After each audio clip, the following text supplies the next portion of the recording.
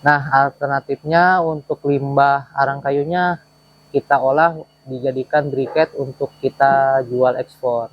Kita punya Australia, ada market Dubai juga, ada Lebanon. Kalau untuk saat ini kita bisa produksi 1,5 sampai 1 ton 700.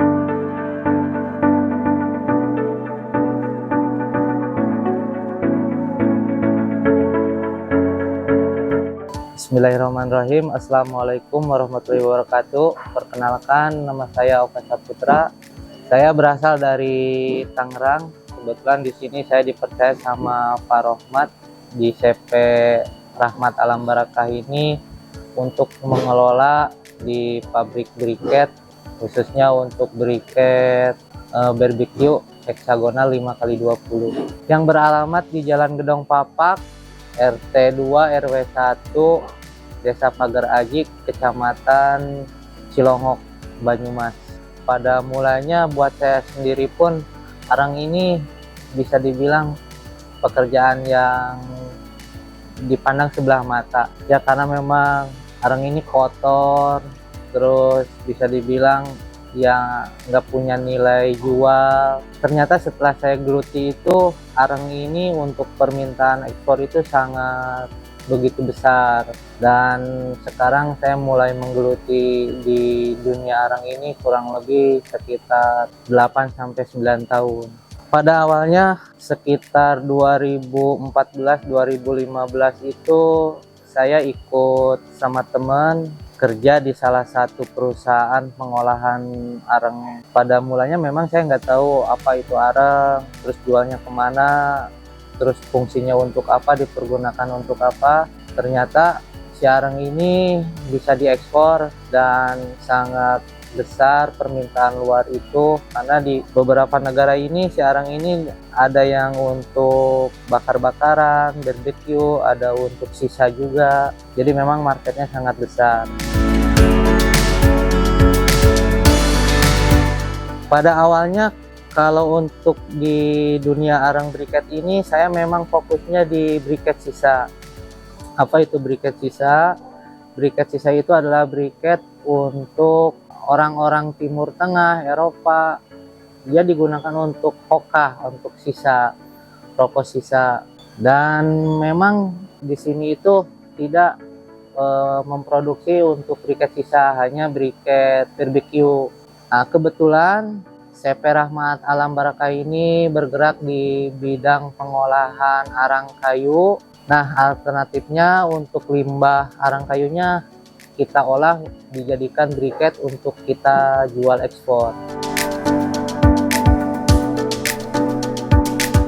Riwayat saya bisa ada di CP Rahmat Alam Barakah itu lewat pelantara. Dulu itu ada teman saya menghubungi saya, minta tolong untuk dibuatkan satu mesin briket yang notabene bahan baku dari kulit arang kayu.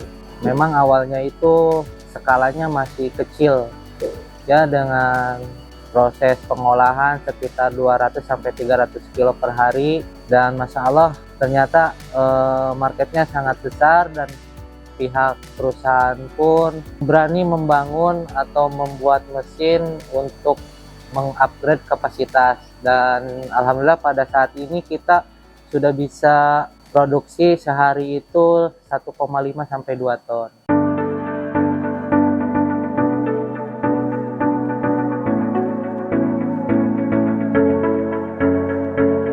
Untuk bahan baku kita sendiri itu sebenarnya kita itu memanfaatkan sortiran arang kayu, karena memang dari arang kayu itu kita ada grading, ada grade A, grade B, dan grade C.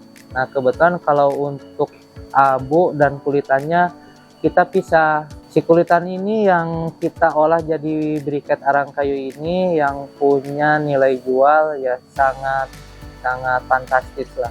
Nah, kebetulan kalau sementara kita tidak olah untuk jadi briket barbecue ini, kemungkinan itu kan tidak punya nilai jual, karena kebanyakan orang belum memahami buat apa sih limbah arang kayu, yang dianggapnya hanya sebatas kulitan, yang kalaupun dijual ya nggak seberapa harganya, mungkin ya sekitar 200 sampai 300 rupiah per kilo, itu pun kalau memang ada yang orang mau beli.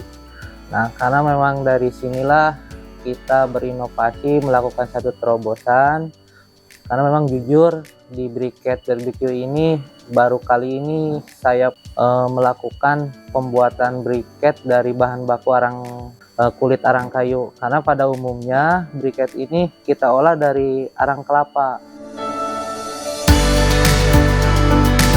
Sebenarnya kalau untuk di awal-awal itu yang terasa berat itu ya adalah meyakinkan diri kita sendiri akan keberlanjutan satu perusahaan ini. Selain memang kita anggap ya dari sisi permodalan pun ya bisa dibilang kita cukup menguras energi juga, tapi kan bisa kita siasati walaupun melibatkan pihak perbankan, karena memang dari beberapa perbankan itu ada yang namanya program KUR untuk pelaku usaha UMKM. Tapi yang terasa berat di awal-awal itu ya sebenarnya kita lebih ke masalah memastikan dari sisi kualitas produksi kita itu apakah udah punya standar jual internasional atau belum.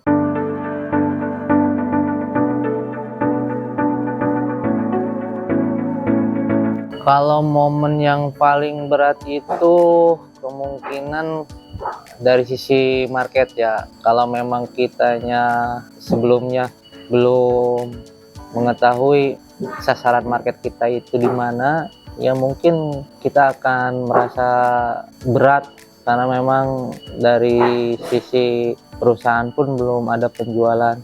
Tapi karena memang notabene saya udah punya pengalaman, punya banyak relasi juga di briquette ini, ya alhamdulillah sejauh ini di sini saya tidak merasakan ada satu hal yang saya anggap berat gitu. Karena memang dasarnya saya seneng, suka, jadi ya bisa dibilang ya saya enjoy untuk ngejalanin hari-hari di dunia briquette ini. Nggak pernah saya menjadikan sebuah beban, karena si briquette ini kalaupun memang kita belum ada order ya kita berani untuk stok produksi, karena saya berani jamin itu pasti laku, pasti ada yang nyari banyak, buyer-buyer itu yang mencari produk briquette itu. Mungkin untuk alur produksinya yaitu kita tadi di sini itu kita memakai bahan dari sortiran arang kayu itu. Itu kan masih berbentuk kulitan sama granul-granul kecil. Nah, dari granul-granul kecil itu kita crusher pakai mesh 4 sampai 6 mili. Dari crusher itu kita bawa ke mixer. Di mixer itu adalah dimana untuk pencampuran antara bahan baku sama tapioka sama air juga. Setelah di mixer baru kita melewati mesin yang namanya mesin pengulen, yaitu mesin blending. Ada blending 1, blending 2. Setelah itu baru kita masuk ke proses molding atau pencetakan. Nah, dari pencetakan itu barulah kita masuk ke ruang dryer atau ruang oven. Mungkin saya sedikit menceritakan terkait pengalaman saya di dunia briquette ini, apalagi di dalam kegiatan produksi yang harus kita benar-benar pastikan itu bahan baku pencampuran itu merata dan homogen itu adalah di mixernya itu sendiri. Makanya durasi mixer ini nggak bisa kita sembarangan, kita ada SOP yang telah kita tentukan. Untuk satu adukan itu kurang lebih sekitar 15 sampai 20 menit, karena memang di sana itu ada yang namanya powder arang, ada tepung tapioka, dan ada air. Nah, memang di sana itu harus dipastikan benar-benar si bahan ini homogen. Dan yang gak kalah penting itu adalah di mesin blending. Mesin blending ini bisa dibilang mesin untuk memasak. Kenapa dibilang untuk memasak? Karena di mesin ini harus suhu yang ideal untuk si tapioka ini bereaksi adalah di kisaran suhu 45 sampai 50 derajat. Bila mana suhu itu tidak bisa kita dapatkan, maka tapioka tidak akan matang dan efek negatifnya itu akan terjadi penjamuran ketika si briket ini setelah dicetak. Memang kualitas ini harga mati, nggak bisa kita nego lagi, karena salah satu SOP ini kita tinggalkan atau kita rubah, maka akan mempengaruhi ke hasil akhir, yaitu ke kualitas. Kalau untuk saat ini kita bisa produksi 1,5 sampai 1 ton 700 untuk satu shift, kurang lebih 7 jam kerja normal. Karena kita masuk dari jam 8 sampai jam 4 sore, istirahat dari jam 12 sampai jam 1, kurang lebih sekitar 1,5 sampai 1,7. Nah, dengan volume sebesar itu, produksi berjalan setiap hari atau menyesuaikan permintaan gitu, Pak? Kebetulan kalau untuk sekarang kita produksi tiap hari, yaitu kenapa kita putuskan untuk produksi setiap hari, karena itu tadi, walaupun seandainya kita belum ada permintaan, ya kita berani stok produksi. Kalau kita satu hari berhenti itu, saya pikir ya sayang, karena memang bisa dibilang ada satu hari yang kita lewatkan untuk menutup pengeluaran-pengeluaran kita, dan terlebih lagi dari pihak perusahaan mengkhawatirkan ya untuk keberlanjutan teman-teman karyawan ini.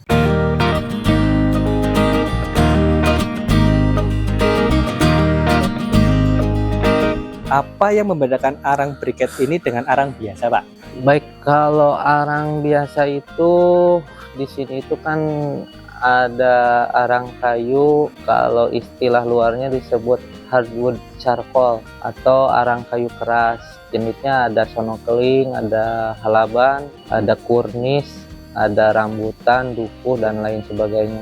Sementara kalau untuk briket barbecue ini kita memang peruntukan untuk pasar ekspor, karena memang selain dia punya daya tahan awet lama, burning time-nya itu dia bisa 6-8 jam. Keunggulannya itu dia tidak berasap dan kadar abunya sangat tipis, sehingga nilai kalori yang didapatkan di kisaran 6.800 kilokalori per kilo.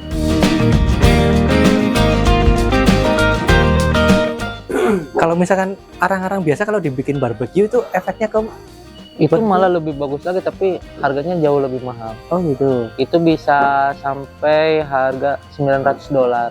Contohnya ini arang kayu ini, kalau kita bikin barbecue harganya $900. Oke. Saya ada beberapa permintaan ya beda harga, yaitu balik tadi. Jadi untuk produksi ini kita melayani untuk by request juga. Oke. Sesuai permintaan. Cuman karena awalnya ceritanya ini mau ngurai limbah, ya akhirnya kita manfaatkan limbah.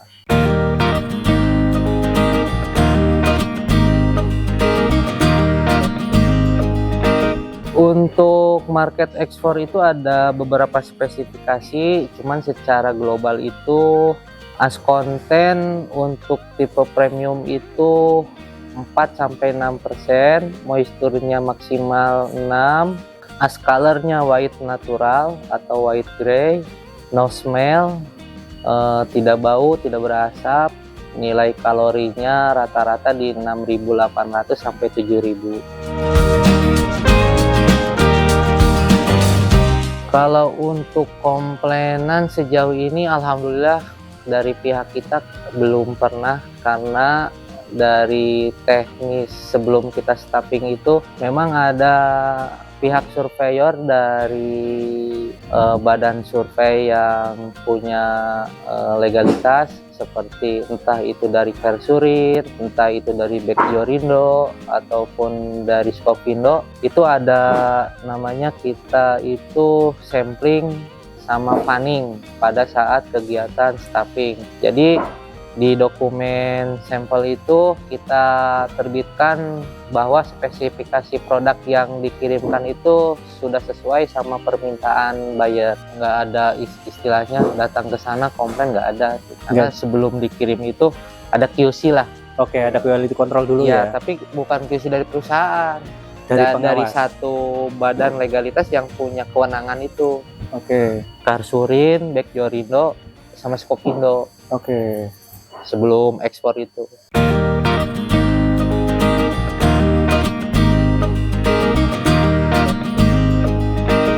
Kebetulan kalau untuk pasar ekspor di perusahaan CP Rahmat Alam Baraka ini, salah satunya kita punya Australia, ada market Dubai juga, ada Libanon.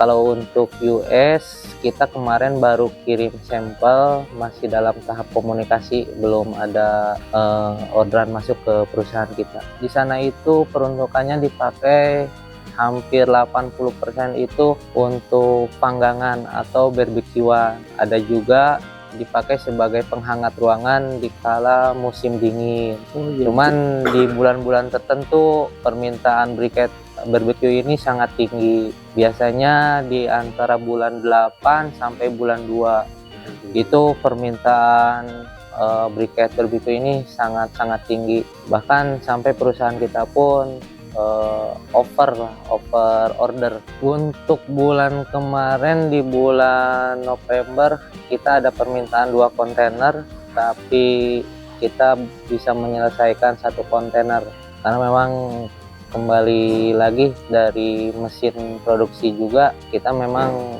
baru punya 1 line. Sebenarnya kalau untuk market luar itu lebih ke kualitas ketimbang ke kontinuitasnya ya. Karena mereka ini ibaratnya kalau dari sisi harga itu no problem, mereka lebih mengikuti penawaran harga dari kita. Yang penting kualitas itu sesuai dengan apa yang mereka harapkan. Karena memang briket barbecue ini punya standar internasional.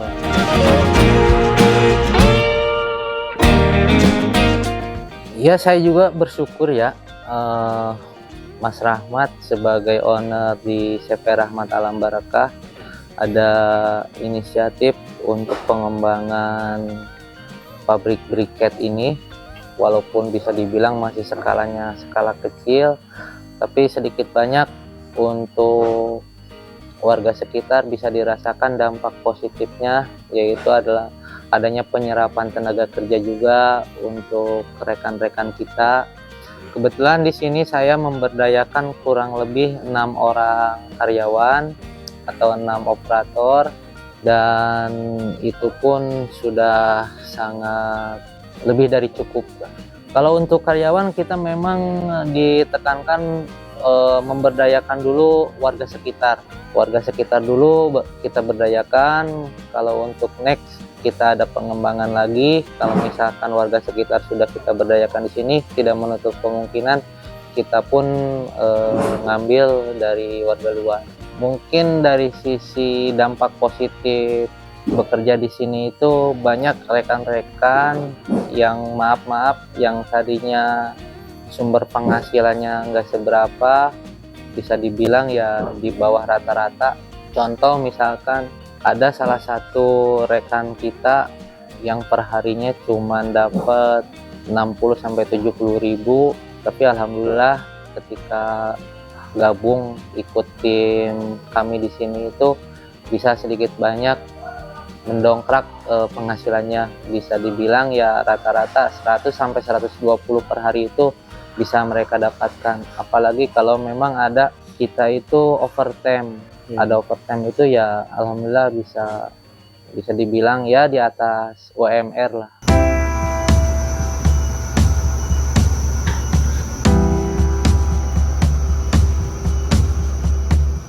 Ya sebenarnya kalau untuk kontinuitas supaya usaha ini tetap bisa eksis di dunia briket barbecue ini, ya kita harus konsisten dari sisi kualitas. Terus kita juga harus menjaga relasi, menjaga kepercayaan buyer untuk si buyer itu bisa repeat order. Tidak hanya sekali order dia hilang ataupun putus. Nah, salah satunya untuk bisa menjaga si buyer ini repeat order, ya kita harus bisa memastikan bahwa kualitas itu tidak akan pernah berubah. Banyak faktor di keberhasilan usaha ini. Salah satunya dari sisi permesinan ya, karena memang sisi permesinan ini bisa dibilang walaupun banyak mekanik, banyak orang yang tahu mesin, namun bisa saya pastikan Mungkin mereka bisa untuk mengcopy tapi serupa tapi tak sama. Artinya apa? Dari sisi kualitas ini si permesinan ini punya andil besar karena memang si permesinan ini 90% menentukan dari hasil akhir kualitas briket itu sendiri. Ya, harapan saya untuk kedepannya bisa menambah lagi satu lain mesin karena memang mengingat dari permintaan pasar luar begitu banyak. Terus dari sisi lain juga dampak positif untuk warga sekitar pun ya sedikit banyak kita ada penyerapan tenaga kerja, apalagi di zaman kayak sekarang kan bisa dibilang untuk mencari pekerjaan itu susah ya, kita coba mengupayakan untuk ada penambahan lagi mesin produksi. Ya mungkin pesan-pesan untuk teman-teman yang di luar sana yang ingin memulai usaha apapun itu usahanya, apapun bidangnya, apapun produknya, jangan pernah merasa takut, yakinlah sama diri sendiri. Pada prinsipnya nggak mungkin ada yang jual kalau nggak ada yang beli. Udah, poinnya itu aja.